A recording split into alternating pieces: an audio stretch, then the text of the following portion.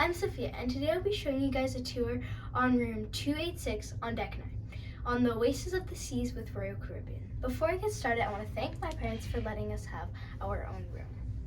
So, when we walk in, we have a bathroom with all your usual stuff.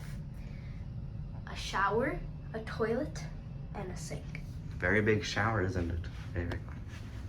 Then we have storage area, closet, with our handy dandy safe. Then we have seating area.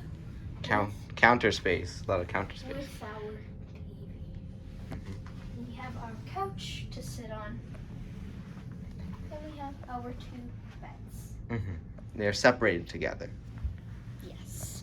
Now show us the balcony. Then over here we have the balcony. You can see the Port of Miami. Yes. Very nice.